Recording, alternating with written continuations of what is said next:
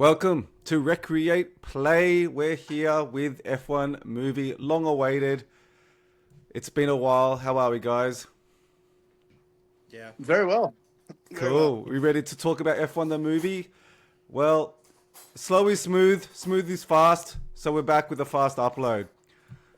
Well, off We're the ready, back, we're ready for combat. ready for combat.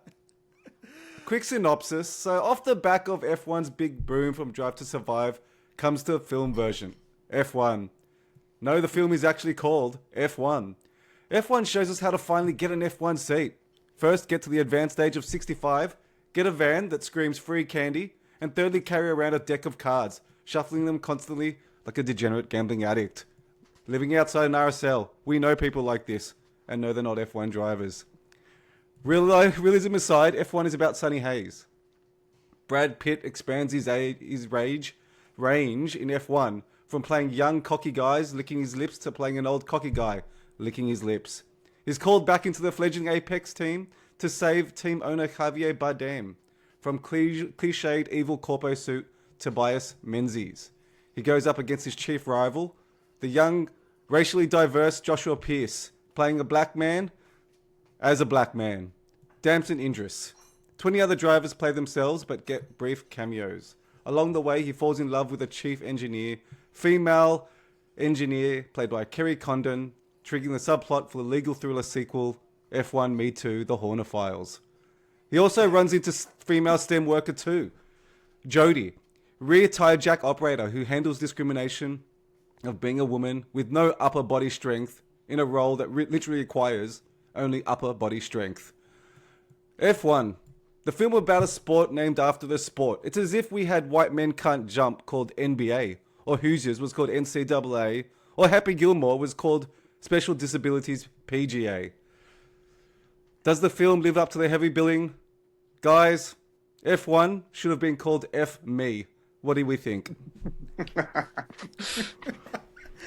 Oh my gosh, how do you follow that? I just that deserves a round of applause, Mike. I think that was brilliant. Yeah. That was just the synopsis, but let's get into it, guys. First impressions.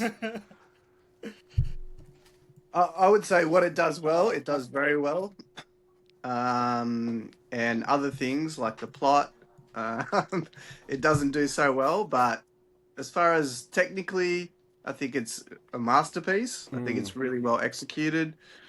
So yeah, I think the things that it does well, it does really well, and it's worth seeing for those alone. Yeah. That's worth a price of admission.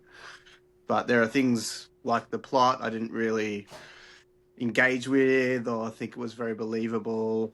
But yeah, like I said, what it does well, it does very well. Yeah. And Vinyl. credit to it for that. Yeah, First I feelings think of the film. It was well shot. I think it looked stunning. It looked beautiful. I think that it represented the sport in an exciting and dynamic way. But I was really left a bit underwhelmed by the arc of the characters. Let's talk about the plot and story first, because to me that was the thing that let the film down. And I mean, everyone is the reactions on the media have been glowing, raving, almost unanimously positive. I didn't feel that, and the thing that really let it down for me was the plot and the story. It just seemed. Well, what did you guys think of the plot and story? Yeah, in specifics, without spoiling it too much for people that haven't seen the film. To me, it just seemed like. Yeah, go on. I feel it was really forced. Like, it was predictable and forced. And I suppose it's trying to toe that line between the general public and motor racing fans. And on the motor racing fan side. And the whole premise of the movie was based in unreality. And so therefore, I can understand he wanted that he was able to make a comeback in some series, but the leap to F1 was a leap too far for me. Yeah, I think Chris, yeah, it's a good point. The premise in itself was just so ridiculous that I had difficulty just overcoming that from sitting down. You know, like had he been a coach to a young driver or something like a mentor, but not actually been on track, you know, or even a Formula F1 great that was brought back as a promotional ploy, maybe to sell some tickets or something. I don't know. I haven't thought about how to rewrite the film, but just the way it was just deeply annoying. He would be the Chris, test sorry. driver that helps the setup or something like that. Mate, yeah, perhaps, yeah. Chris? Yeah, I agree. I think it was a bit, I don't know what the word is. In some ways, disrespectful to actual real F1 drivers. You know what I mean? Yeah, yeah, That yeah. someone's Fucking 60, hell. 50. He must have been mid-50s, I guess. They never actually, Oh, I God. don't think they actually say his age, but he must have been mid-50s if he was racing F1 in the 90s, right? So Yeah, yeah. the fact he can just walk back in and be like, "Why are you guys so slow?" Like, Yeah, yeah. it was a bit like these guys devote every minute of their life to this sport to get Yeah. there and to be there and to maintain the incredible standard. So, yeah, I I think felt the in- really weird thing about the movie is that Yeah. it's an advertisement. You know what I mean? For Formula One, it's made in partnership with the sport, so it's not just like a director's movie.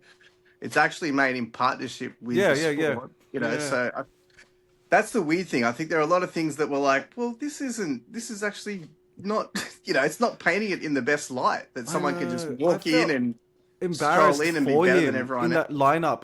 The lineup where they're doing the national anthem and it pans to them. I felt embarrassed for them, almost laughable. Like, I felt the audience almost giggle when it got to these two guys, just because Yeah. they just seemed out of place, and not just physically, but just they looked uncomfortable, and you could feel the awkwardness.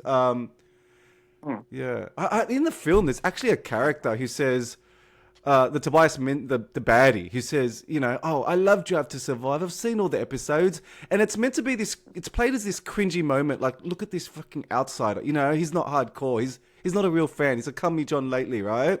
But the film is that. The film is made for that audience, and it's made by that audience. So it's unself-aware of where it's coming from and who it's going to in that moment. You know what I mean? It's like, oh, look at this guy. He's such a dag because he watches Drive to Survive and he doesn't know the history of the sport. But that is the film.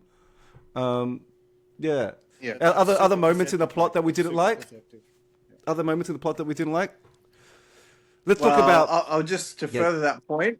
Yeah, yeah. I would say, that whole character, like, I think they got halfway through the movie and were like, shit, we don't have a villain. Fuck Like, yeah. every good movie needs a villain, right? He And enters because the there's film no at the other end. F1 drivers Yeah. in the movie, right? There's no other F1 drivers in the movie because Yeah, they're yeah. actually F1 drivers and not actors. Yeah. They were like, shit, we actually need a villain. Let's put this guy in. And I just felt really tacked on It and was. stupid. Like, it was It just irrelevant, sort of. It was just cringy. It was really cringy, I He thought, the didn't whole enter character. the movie until And that two-thirds you've of the got film someone in. inside the team that's going to... Yeah. Yeah, exactly. And then all of a sudden, he's going to take the team down, and he's going to, someone inside the team is going to destroy the team. It was just silly. Like, it was... Right. I didn't think it made any sense and felt really tacked on. Like they literally got halfway through the movie and was like, "Oh shit, we need a villain. Right. Let's right. put this in." Let's you see what know? this guy from That's Game of what it Thrones felt is like to doing. me. Yeah, true. Well, let's talk about other bits in the plot that we didn't Because like. I originally didn't like. thought that Javier was Yeah, go going on, to be sorry. the villain.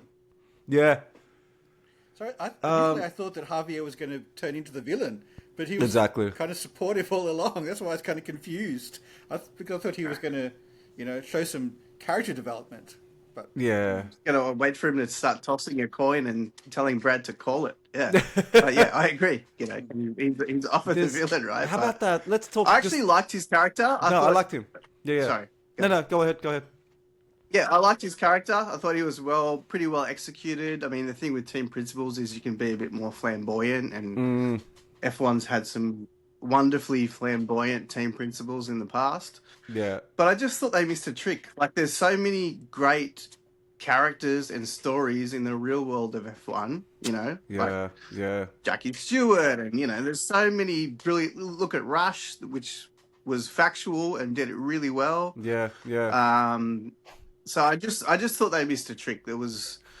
It felt a bit, the plot felt a bit like they were making it up as they were going along. Like, I think I didn't so. feel like it was very cohesive. There were lots of plot points which sort of started and then didn't go anywhere that they could have developed. Like, let's talk about that for I example. felt like there were lots of ideas. Yeah, the female Jack They character. threw in a lot for of example. ideas but didn't develop them. Yeah, there's a Well, character. I really liked her character. I thought she played the role really well. The engineer, like, not the strategist, or she was the lead technical director. Yeah, whatever, not her, female- not her, but the the love female interest? Jack character.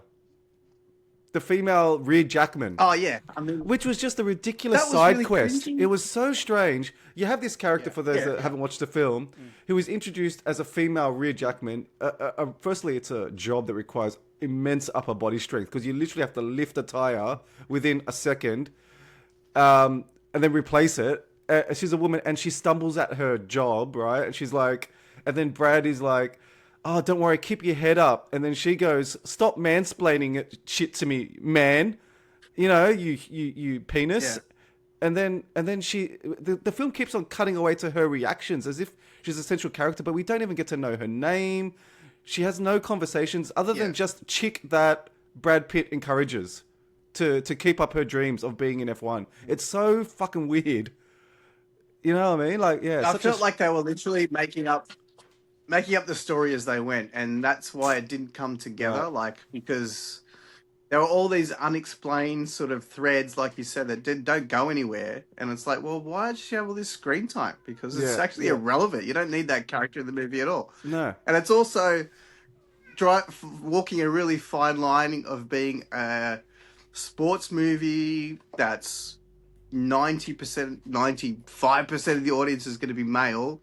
Yeah. So they want it to be a blokey thing, but we have to have these other characters because we do want to encourage. We do want the wives to The go stems. too. Yeah. So you know what I mean? There are chicks in F1, It was a bit guys. weird. Like, it was a bit weird.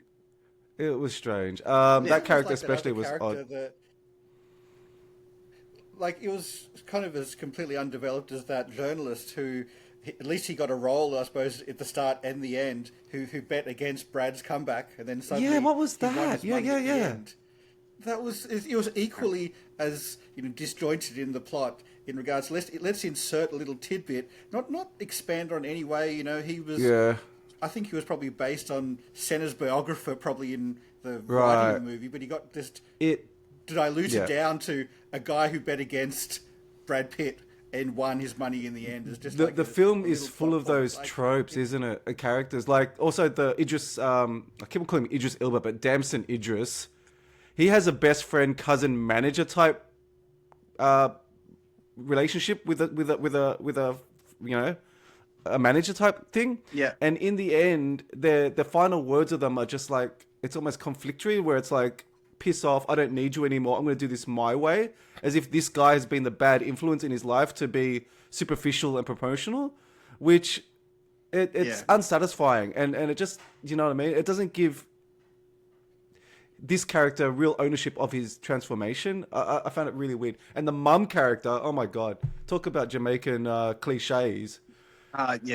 Cliches, just, right? Yeah. Yeah, she's just like, oh, who is I this got the handsome white? jambalaya. Yeah, got the jambalaya. Who this handsome white boy? Yeah, bring him around here, Mr. Pitt. Yeah, ever had some chocolate? It's just so fucking cringe, man. They just, oh God, I just had a tough time throughout the whole film. Yeah, sorry. I think even Kerry Condon's character, who I thought she actually played the role quite well, and there were some good scenes. Yeah. She could have some exposition. Like, there was no for a really long movie. I think it was way too long. There was no depth. You weren't invested in the characters because they're just there. Like, there's no explanation of motivation, how they got there or why they're there. Yeah, like, why is she single? Because they've got. Why is she in F1? Why does she like? You know what I mean? And then it's just like, yeah. Well, she's there because she's Brad Pitt's love interest in the end. Like, because they're gonna have a one night stand. Like that, because we're gonna have Brad Pitt take his shirt off and have a sex scene. And then he shags her and just leaves her, but with candles. And it's just like this totally unsatisfying relationship where you think he's going to choose her over career or something. In the end, he fucks them both off. And sorry, we've spoilt it, but just weird romantic direction. And I like. Let's talk about the characters and performances. The performances for me were pretty good. I like. You can't go wrong with that cast in terms of acting. I thought. What do you think of the acting? Yeah. Vinyl, what do you think of the acting and the performances? I think the acting was good, but as I said, the character development at 1 hour 20 minutes, I thought it was time to wrap up, and I looked at my watch and I was like, oh my gosh, there's over an hour to go. Like, so I wasn't invested. I wasn't invested in the characters, no matter how well they played it. Like, I thought the yeah, I acting was good, but the script was rubbish. So The script was rubbish, what can so you what do can you with a do? crappy script? The Right? characters Yeah, weren't lame. It was very likable lame. either. I hated the Damson young guy. I hated his character. Brad Pitt was I another hated cocky him. bastard. Oh, there's so So many. I just didn't like either. I like Javier Bardem. I thought his character was just inherently likable. But just no one Yeah. to root for, right? Yeah, yeah, I'd agree. Tough. No one to root for or to root against. There What wasn't to root a against, yeah. there wasn't a real hero or a real villain. You know what I mean? Which made it really tough because they weren't racing against anybody. You know what I mean? That's it. That's it. Because Let's it talk wasn't about clear that. who's leading the Chris. championship or who's your enemy. Like except between the Yeah, two between the two. teammates. Because they're Let's obviously jump to that all the other because drivers are real drivers. I was going to get into that, but what do we think about the film excluding the world? I know why they focused on these two guys because basically the others can't act, but it felt very closed in and not really open to the world. Like just focusing on an aquarium, but just on two pebbles rather than the whole scope and the whole canvas. And I felt it really lacked something by not having the interaction between the drivers. Like having them talk at the parade, drivers' meetings, you know, weigh-ins, the way they interact Because you and didn't really know banter. you didn't really know what was happening. No. You know what I mean? Like, But I as an love that F1 stuff fan, is- when you watch, you Yeah. want to know what's happening in the championship and what's happening in the races Yeah. and who's going well and who's not. But there was none of that. It was just like, we got to do better. And, it was all this focus on the team. Yeah. But the team's coming last, so you don't really care. Like, Yeah, you're I not just think that the film interested. really missed a trick in having that camaraderie and interaction and animosity even between the drivers. That's really something that we really relish. The cool down rooms, the press conferences, just when they're bantering. That's the stuff I Google anyway on YouTube, that I like to see. Yeah. Vinyl, what do you think about the world of F1 and how it point. captured it? Well, the only reference point I found was when they yet to score a point. That was the whole thing. They're yet to score a point. The team's doing terrible, and then they score a point, and then that was great. But then there was just there was no track of where the team was after that. It was just doing well with an upgrade. But yeah, it existed in this bubble, obviously. But for the Drive to Survive generation, it didn't interact with any of the Drive to Survive characters. Like it was Right. operating in this exclusive bubble that didn't have any kind of relationship to other teams or drivers, or Verstappen did this or Sainz did that. And It almost needed a narrator or something like that, or some kind of narration or character to sort of just guide us where we were in the season, perhaps.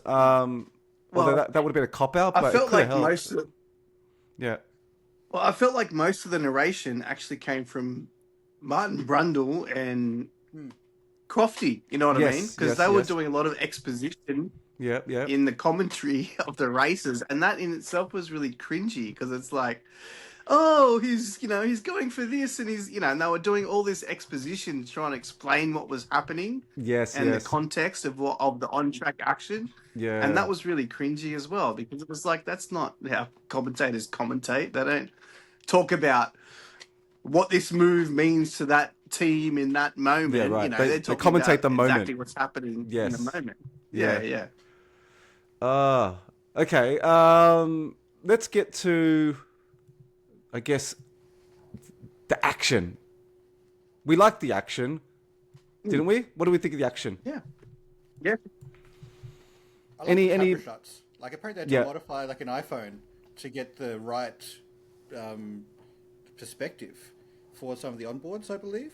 Yeah, I thought that the portrayal of the driving and the cockpit, I think was really kind of accurate and intense in a way.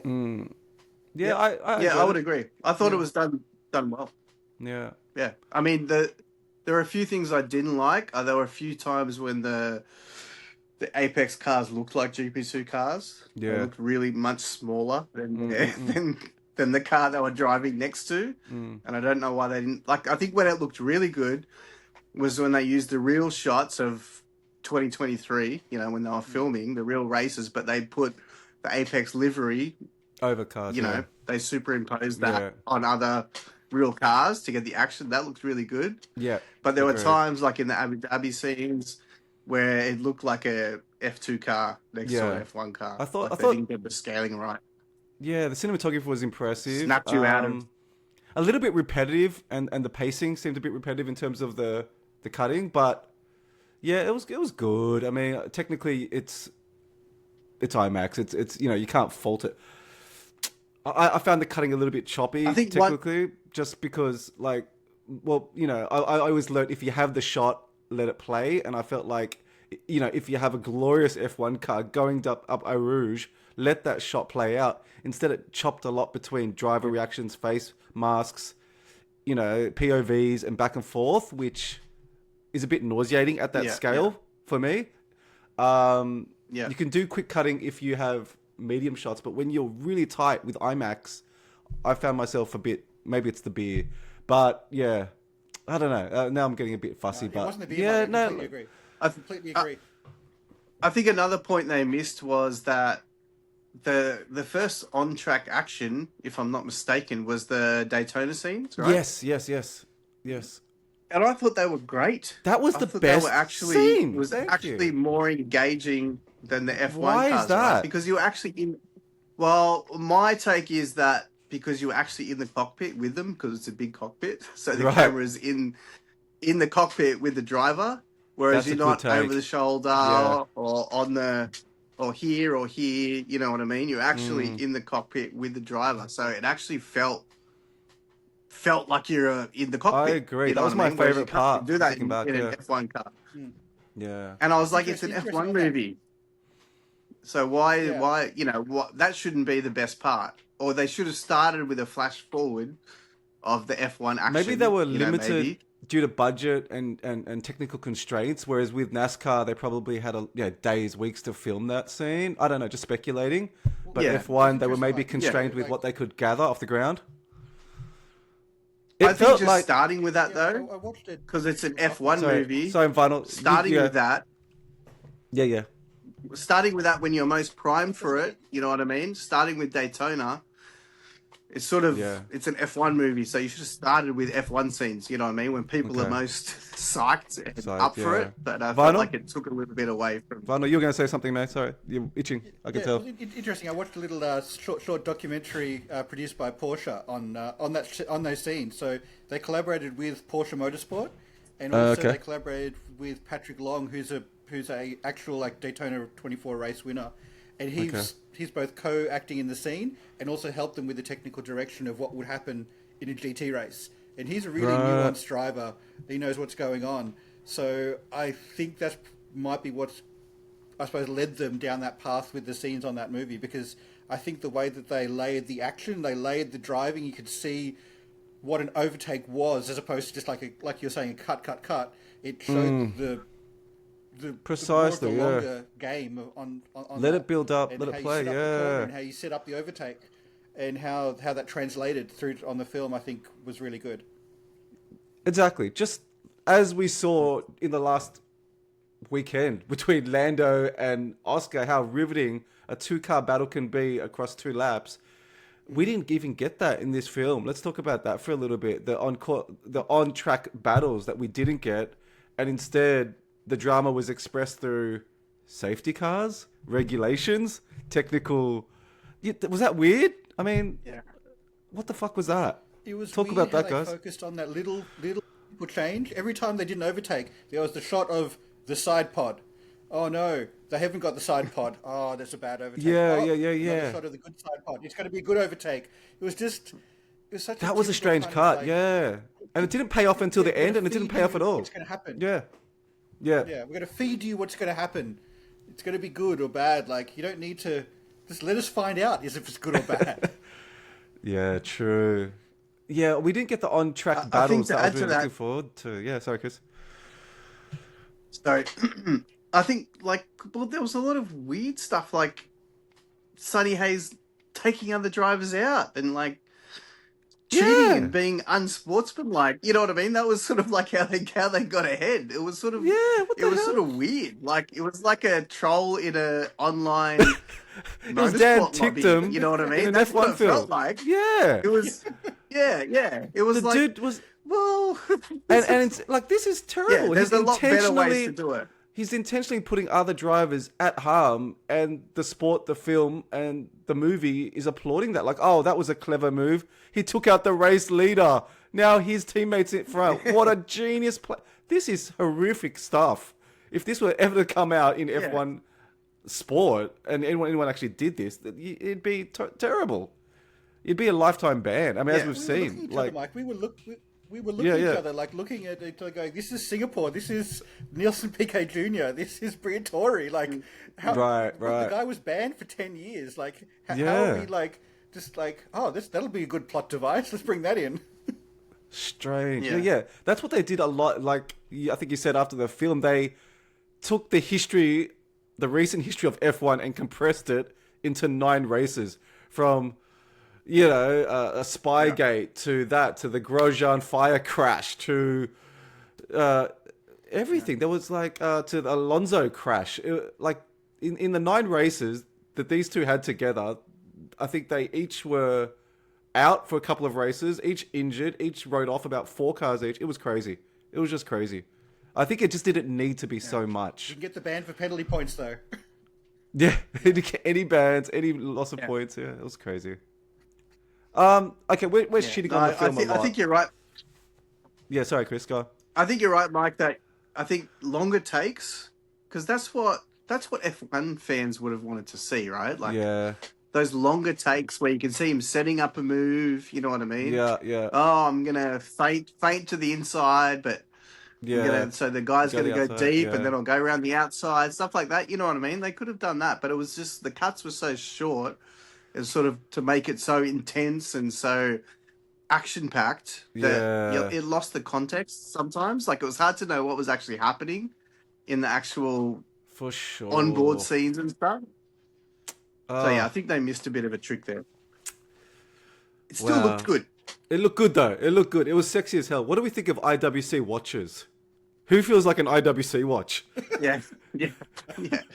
Well, for some reason I've been waking up and that's the first thing I think, and I don't know why. Expensify. I want to name my son Expensify. I don't know why, but it's just in my head. Expensify. For some reason, Shark. All I can think of is Shark Ninja. What the hell is a Shark Ninja? The product placement was crazy. It was so over the top, and it was just so in your face. It was exhausting. It was actually exhausting, the product placement. Were you guys entertained? Let's summary it up, I guess. I mean, we've shit on the film a lot, and we don't want to be downers for anyone going to see this film that enjoys it, but we're hardcore. What can I say? We're hardcore. And I was a bit upset. I would have been. Yeah, sorry, Chris. I would have been entertained if it was 90 minutes. Same movie, but 90 minutes, but like 2.5 hours. It was just too long. Yeah, it was very too much long. Too much started threads of plot that went nowhere. It's like you could have taken out half of the off-track action, and it would have been a better movie, in my opinion. Like, there was just too much. They were trying to do too much stuff, and then it didn't go anywhere. So that's why I had the sense it was just they were just making it up as they went along, and then there was all this irrelevant stuff that I think so. It didn't felt actually like add anything to the movie. It felt like it was like, let's follow an F1 season for 2-3 years at about 10 races. Just film whatever the F we can, and we'll stitch up a movie in between. Do you know what I mean? And we'll make a movie out of it. It felt like a film that started without a script, but with good intentions and a lot of money. Like, and it just didn't have that. And then they were, it cost them so much that they were like, we can't cut any of this. We can't cut anything. Yeah. You know what I mean?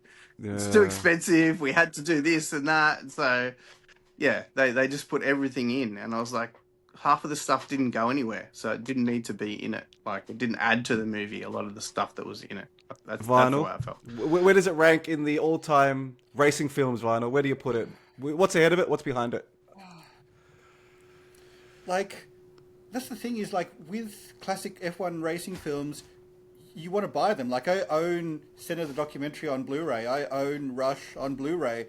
I don't want to watch this again. I'm sorry. Like, maybe I want to watch like a 10-minute like best of YouTube clip of it, but yeah, like Brad on a balcony the next morning, like looking into the distance. I don't know, like it didn't have the gravitas that I was looking for.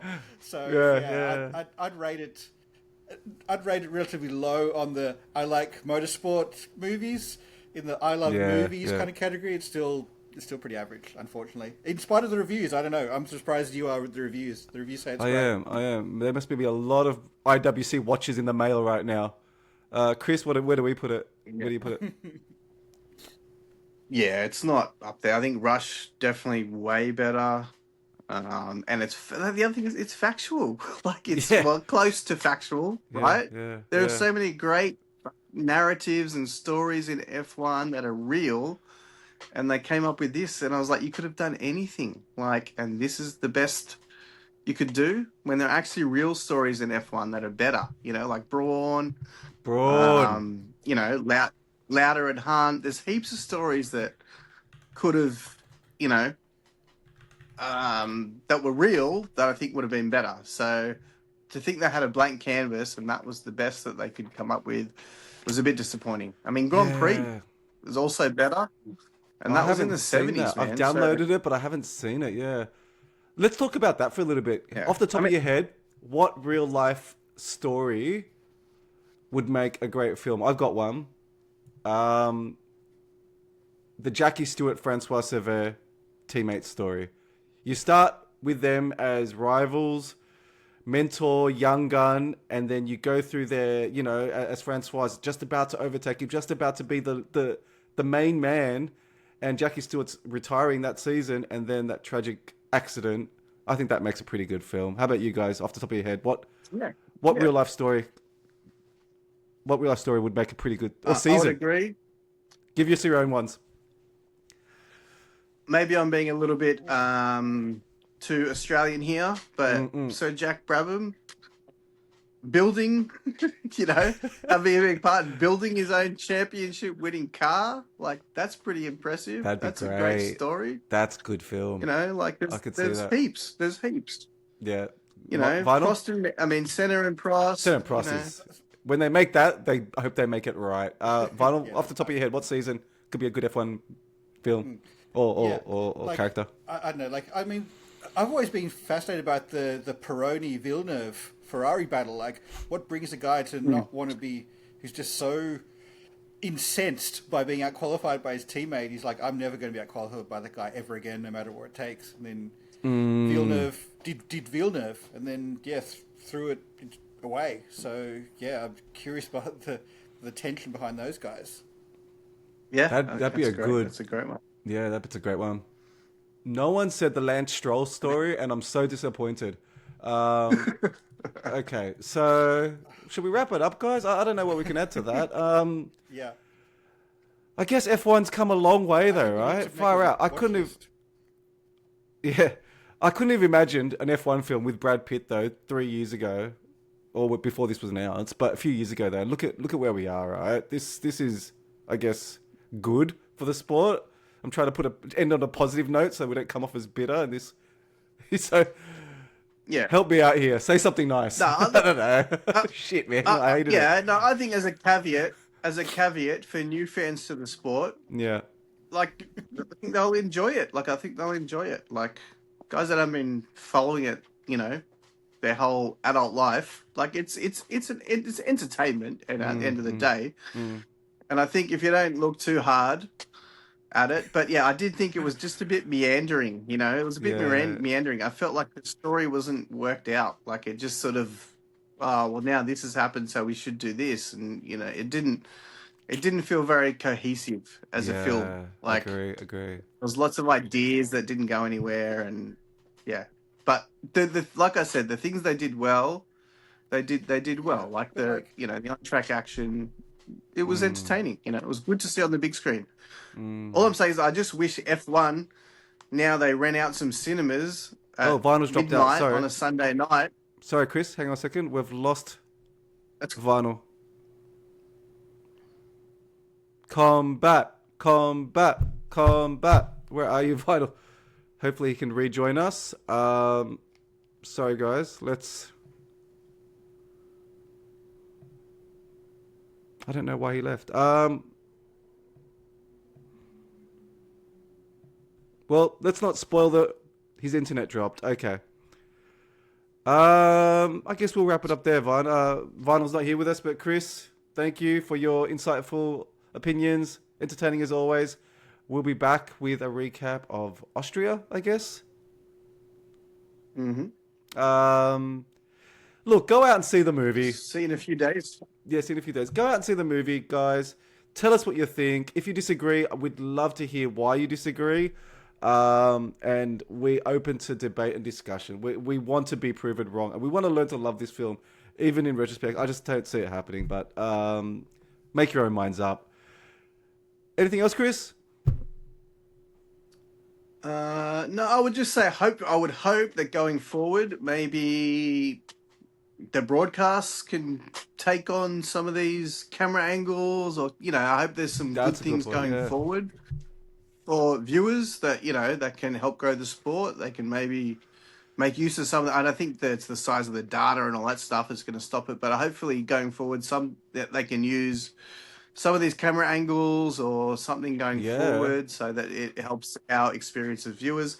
Also, why don't they rent out cinemas so that we can actually watch the F1 on the big screen? Yeah. That would be awesome. That would be awesome, Who goes man. to watch I would go to the movies at midnight on a Sunday to watch an F1 race. That would I be think sick. they're starting to do that with do that. soccer. There's a place in Abu Dhabi that is like a virtual stadium, essentially, with 360 surround cinema, and you sit there and you watch a football match like you were there.